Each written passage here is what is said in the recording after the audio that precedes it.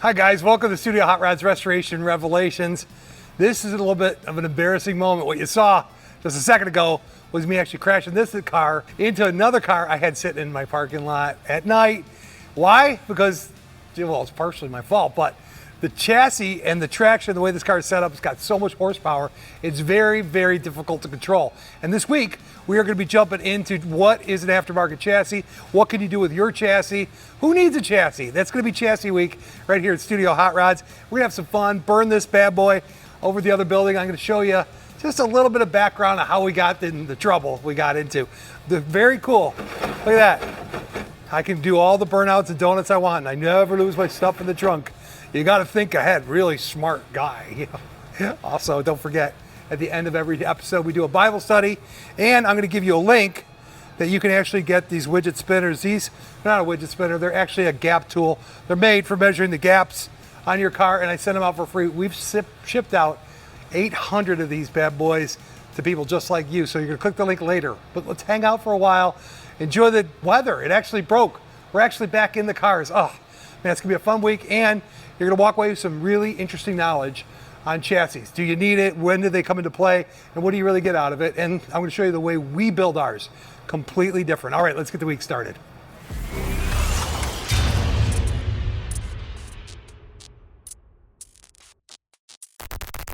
That's the bad apple. See it right there? NFS. She's gorgeous. The bad apple rides again. Nasty. Look at the old battery box hanging in the back of it. It's kind of a rust-free car with an LS3 in it. I just started it up for the first time today in a long time. It's fired right up. I was pretty excited about that. Come here, honey. Look at that. Look at this in the front of it. I even put a tow bar on it. No, not because it wasn't reliable, but because when I go in my motorhome, I can take the bad apple with me. Want to hear it? Come on, we'll fire it up. You better put your seatbelt on. Gentlemen, start your engines. So this car, this is a 6-speed Tremec. I'll show you what I really struggled with this car. It doesn't get any traction. No traction at all. And why don't it get no traction? You feel that vibration right now? That's what happens when you don't set up the rear end correctly. You can feel it vibrating a little bit in the car. And it's got what we like to call a bent axle in the rear of the car. We're gonna take it to the other building, have some fun, do some burnouts with it. What am I gonna do, make it broker? Don't get me wrong, it's fast. Yeah, baby.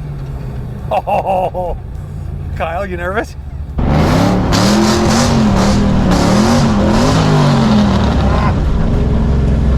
Let's see if we can just break it loose in a second. Ready? Oh. You want to do a donut? Old school? I got to get my hand out the window. I need more leverage. Ready? Man, was that fun. I love driving these cars like this.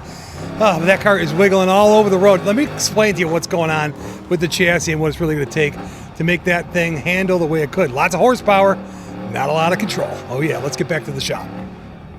Okay guys, had some fun with that car over there, didn't we? Anyways, what is this aftermarket chassis all about? You got people like Art Morrison, Roadster Shop, TCI, I think it's TCI, that's another big builder out of California. Anyways, lots of people popping up all over the place making a chassis. Buy our chassis, you need a chassis. How do you know if you even need a chassis? This week I'm gonna be walking you through the choices that you gotta make on building your car. So let's talk about, start off real simple. Do you have a unibody car or do you have a frame car? Let me just explain real quick. A car with a frame is like a truck. A truck still, even today in the production cars that are out there, has a full frame. But most cars, almost all cars, do not have a frame anymore. They're called a unibody. What they do is they use the whole structure today of the car to nest in, you know, like a K-member up front or things that would hold your suspension together on it. But all the new cars pretty much do not have a chassis anymore. But back in the day, let's say 1970, which is my favorite year for cars, it was a toss-up. It depended on what cars you were looking at. So the unibody versus a chassis car is very important when you make your decision. And I don't hear anybody talk about this. Think about it. A Charger, big, beautiful Charger. I love those cars. Unibody, or does it have a chassis? Does not have a chassis. It does not have a frame. It has a K-member in the front of it, a Camaro. What do you guys think? Nope, no chassis. It just has a part that bolts into the structure of the body. It doesn't matter what year the car is. You guys with me on this? So many cars have a chassis, like an A-body. A-body is the Cutlass, the Chevelle, the Monte Carlo, the Malibus, obviously. What's the other one? Skylark. All are A-body cars. They all use the exact same chassis, and that's the one we're going to focus on here today. It's kind of one of the reasons I actually picked an A-body car, because they all use the same ones. And where does it make sense and where doesn't it make sense? So like, let's go back to the Unibody for a second. A Ford Mustang that we just finished up in back, a beautiful car, John Wick style car. We bought all kinds of aftermarket parts to put into the car. A Detroit Speed front end. We tied the car in this Unibody all the way to the back end of the car, and it's gorgeous and beautiful. Very difficult, but that would be a good candidate for you if you're a do-it-yourself guy, for sure. Buy a chassis, man. You're going to have a hard time fabbing in and doing all the work we did to bring that car up to the level we did, but you can go to Art Morrison. You can go to an aftermarket manufacturer of chassis and get what's called a perimeter chassis for a unibody car. What a perimeter chassis is see how the rails of the chassis go all the way around the whole car. So there's your frame, and that's called a perimeter chassis. Now, what you would do is modify like an F-body, which is a Camaro or a Firebird. You actually knit that body onto that perimeter chassis, and you have a full chassis that goes right underneath that car. It does take some work, and it's not super easy to do, but it's a great solution for your, your Mopars, for your, a lot of the Camaros. Corvette, you think chassis or no chassis? Chassis. You know why? They're fiberglass. What's going to hold all the weight? They call the center of the frame in a Corvette like a bird cage, I think is what they call it. Anyways, let's get to digging into exactly what I have done, and I think I might offer these up for sale. In fact, I should. In fact, I'm gonna. But let me walk you through like what I understand and why I built this the way I built it. So obviously I'm a big fan of the unibody cars getting a perimeter chassis. It makes a lot of sense. But this right here is an A-body chassis originally from the Chevelles. The reason I like these things is because I can reinforce it. If you look at the way that the car was flexing, the bad apple was all over the place. And the reason I actually bent my axle on the one side is because the upper and lower control arms were not fresh and really clean. They had a lot of sway and a lot of movement to it. And I was doing some bouncing, and the wheel was jumping, and then the rear end, it was a thumping, and I actually made that thing not so good. So these chassis that I put in these 3-year, 36,000 mile Chevelles are kind of like a hybrid of a brand new chassis and using the perimeter chassis that comes in your car. So I call it the frame exchange, right? My goal is I want to be able to offer these things totally painted, totally ready to go for $7,950, just under $8,000 for the whole fabbed up chassis. You got to have one of your chassis to supply me to do it, but I think it's a really good deal, and I think it's a lower price point for most people if they want to really reinforce their car. Now, if you got 300, 400, 500 horsepower, dude, you can like buy the QA1s and put them on with tubular upper and lower control arms. I'll show you up front, and you can nest in a lot of these aftermarket parts with a big sway bar and get some pretty good handling. But it's really when you start applying the horsepower to the ground and you want to have new geometry. See, what I've done is I've actually changed the geometry in some of this car to handle better, to be more like modern, newer technology. So this batwing bar, we custom made this so you can actually adjust your shock and splayed in or out. So as you put it up, it's more stiff. When it's down, it's softer. So if you want to go to the racetrack, it's there. But you guys all know you got the adjustable shocks here, here, and then you can also spin up the spanner right on the bottom, and you can change this. Now, something I do that's really unique on my cars, it's one of my secrets, and I'll let you in on it. I even called QA1 about this. I said, guys, why do you put a 450 spring rate in the front of these cars with an LS motor and everything else? Because I ran it and tested it and drove it. Like, oh, don't worry, just spin up the spanner wrench, put a spanner wrench on it and spin up it and just give it the right height you want and just compress the spring. They're like, it's a linear. Sorry, QA1. And I'm a dealer, I sell your stuff, maybe not anymore. But anyways, they told me it was a linear spring rate. And I really made me kind of sick in the stomach, because when I run an adjuster so I could compress the springs up and put those in a position where you get the right ride height, you're already starting to bind the spring. So I literally, I said I had a conference call with them. I talked to them and said it's all the same. So I did a little bit more research. One of my friends actually owns an automotive spring company. I went over and talked to John, and he's a super smart guy. I'm like, all right, what's the deal with this? If I compress the spring, isn't it take more pressure to move it? What the spring rate is if it's 450 pound spring rate, it means 450 pounds of pressure to move the spring 1 inch. So I was already preloading it. That's where my struggle came into it. And sure enough, when I was driving it and testing it in the seat of my pants in that beautiful run right there, I kept messing with those spring rates like crazy. So I use a 650 pound spring rate in the front of this car, and I put it at the lowest possible position. That way it can actually compress, and it has a very linear, much better feel.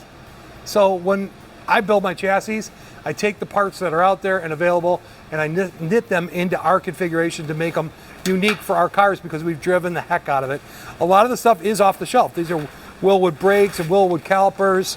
This is a quick performance rear end. You see a little QP right there. So I buy branded stuff. We modify it. We put the ears on it. We put all the details into it. But everything is set up. Even the gear ratio we select beforehand. Actually, speaking of gear ratio, you guys want me to show you how to test your gear ratio so you exactly know what you have in your car? Let me get some tape and a little bit of assistance. I'll show you exactly how we do that. So really, if I could just find the end of the roll, you know, this could go viral on YouTube, finding the end of the tape roll. What we're gonna do is we're gonna put a little tape on this side of the U-joint connection, right? Let's put it right there, right? And then I'll put a little tape right here, okay? And a gear ratio is how many times does the drive shaft move compared to the axle. It's the ratio between your drive shaft, how many times your drive shaft goes around, versus how many times your wheel goes around. You can only do this on a posi. If you have to do it on an open rear end, I could explain it, but let's not go there right now. Very simple. This is on a posi rear end. If you do it on an open, the trick is you have to do it with 2 people. And I'm gonna actually use 2 people on this one too. But you gotta roll them both at the same time. So the posi, come on Kyle, roll it forward. I just wanna be able to count and look with you. Go ahead and start spinning it, right? We're watching the drive shaft to the wheel rotation. That's 1. That's 2. That's 3. Go slow now. Okay, keep going, keep going. Keep going, keep going, keep going a little bit. Right there. Look at that. So this has gone 1 full revolution, and this has gone around 3.5 times. So you would have a 350 gear in the back of it. Does that make sense to you? Real simple. 3.5 times on the center rotation to 1 rotation of the axle. All right, let's get back to the chassis. All right, now that we covered gear ratio and you got the lesson, right? Look at how this these are 4-link suspension in a Chevelle or a Malibu, or you know, the Monte Carlo. These are all 4-link suspensions. They're really nice. You got the 2 upper controls, right? And then you got the lower control arms, which are here. This is your sway bar, and what happens is we also tie this together all the way back to the bottom of the sway bar. Now this came in some of the SS cars. They're very simple, but we can finely tune this with all these adjustment fitment locations to square this all up and get it in there just right before it actually goes down the road. I talked about the C channel in back. Remember this? This is the open channel. I did this on my last episode as well, where we box it in. So we have taken this and thinned up the rails here to accommodate for a bigger tire. That's why we call it Tuxedo Tubby, because it's tuxedo black, and it's going to be a mini tub in the back. And this all is stock frame up to about this area right here, right? We laid in the brake lines and the fuel lines, but all this infrastructure to the perimeter chassis really reinforces it so it can't flex and it can't move underneath the car. If you want to put slicks on this car and you want to put 800 horsepower, 1,000 horsepower, no problem. That's really when it matters about having a big motor and really applying, you know, the rubber to the road, right? Slicks, racing it, those types of components and those types of performances stress out your car a heck of a lot more than just a one-wheel wonder, which is not a posi, or street tires. Street tires are never really going to grab all that well, as you can see in the Bad Apple. However, you end up with a lot of flex, and keeping the rear end together in the right position can make it a lot more reliable as well. Let's finish up the front of the chassis. Some things that I do that's, again, very unique to this. These are adjustable upper control arms. So what's cool about this is everybody goes with the QA1 upper control arms. This has the ability to adjust it by moving these in and out, and then the ball joint actually turns in the center of it. So it's pretty slick setup. Now, when we first built our chassis, or when you take OEM chassis and you go to a alignment shop with the typical upper tubular control arms that you get, you don't have any ability to change the caster or the camber very much, because typically these things are embedded all the way out to where you can get it to move. But when you add the upper adjustable control arms into the circuit, you can do anything you want. Now, we don't want a Mazda Miata like this up front, but you can actually change the caster and the camber. Caster is the wheels forward or back like this, and the camber is the wheels in like this. Of course, your alignment, toe in, toe out, is this, which everybody can set up. That's easy, right? But how much caster do you want? And if you're gonna go road tracking it, going around corners, you might wanna throw a little bit more camber in it. And then the caster is, where is the wheel? Is it like this or like this? Think about caster in a caster wheel. You guys all know what a caster wheel looks like on a rolling dolly or whatever, it always wants to go back like that and run smooth and straight. That's called caster. Anyways, let's finish this bad boy up. 2-inch drop spindle up front, right? And then this is a Unisteer rack and pinion. So we convert all of our cars over to use the Unisteer rack and pinion, but we use the 2-inch drop spindle to actually make this thing come in and flatten out and level this. What you want in your cars is when there's weight on it, you want this tie rod end to be straight and flat and level, and you want your upper control arms to be level as well. So as the car moves, it goes like this together. But in its neutral position, it's kind of sitting flat. Lots of engineering geometry that actually had to go into making these chassis. Again, if you got a chassis and you're interested in it, I hope I've taught you a lot with the perimeter chassis experience. Some of the things not to do, like, you know, if you get the wheel hop in the back, let off your gas, right? But the bump steer is important, and the whole thing nested together is a radically different approach to how you build the cars. I hope that I've covered a lot of ground that makes sense to you. That's a wrap on this. Let's get to the best part of the episode, which is the Bible study. I was reading something this morning. I want to share it with you. I think it's really cool. Come on, let's go. All right, guys, I want to tell you something that's like pretty interesting to me, and it's been kind of a somber week. I'm not going to lie. One of my friends, it's actually in the Bible study, his daughter passed away this week. And he came to the Bible study on Monday. He's like, man, I don't even know if I want to open the Bible. Why do good things happen, bad things happen to good people? She was only 36 years old, nice kid. She worked for me at a restaurant for a while, but it's really super sad. And we really kind of rallied around him. And, you know, do you want to do life? How do you see things? I guess that's where I'm going with it. It's like, that's awful. And it's really, really a hard thing to go. I can't even imagine what that's like for him. But the question is, how are you going to look at that? What are you going to do with that? How do you even process that? Oof, that's tough. All right, so I was reading something in the Bible I want to share with you that I think is kind of relevant to it, but let's check it out. Ready? So this is Luke, New Testament, Matthew, Mark, Luke, John are the Gospels. This is red letters, what actually Jesus said. He's talking about this thing. He teaches about the light within us. It's Luke 11:33. No one lights a lamp and puts it in a place where it will be hidden or under a bowl. Instead, he puts it on a stand so that those that come in may see the light. Your eye is a lamp of your body. When your eyes are good, your whole body is full of light. But when they're bad, your whole body is also full of darkness. See to it then that the light within you is not darkness. Therefore, if your whole body is full of light and no part is dark, it will be completely lighted as when the light of a lamp shines on you.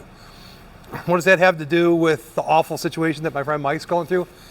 I've known people, my sister lost her child to leukemia at one point in time, and they kept their faith and they stood in their faith, and they didn't like it and it was awful and terrible, but they looked at it in a position, it was like God has a plan for them, and we don't understand what God's plan is going to be, and you don't understand what's going to be for your life, but having a light, if you're looking at trying to find the good in things, you will find it. If you're looking for the bad in things, you will find it. I've known people that could find a little tiny bug in a nice, beautiful glass of wine. Ooh, there it is, because they're looking for it, right?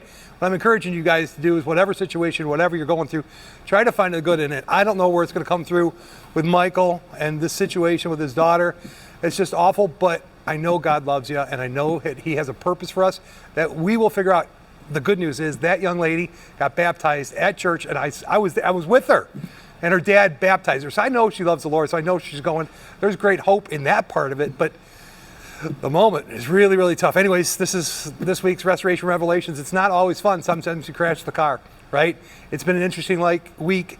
Hopefully you guys learned something from what we did with the chassis, my stupidness with the car, and there is hope. God's got a great plan for your life. Jesus died for you on a cross. That fixes everything. And sometimes life is just hard. So anyways, peace out. Hopefully I'll see you next week. And man, I love it when the weather's getting better so we can get out there. All right, God bless you. If you need a Bible, reach out to me. I will send you one for free. All right, get in the Word. It's good stuff. See ya.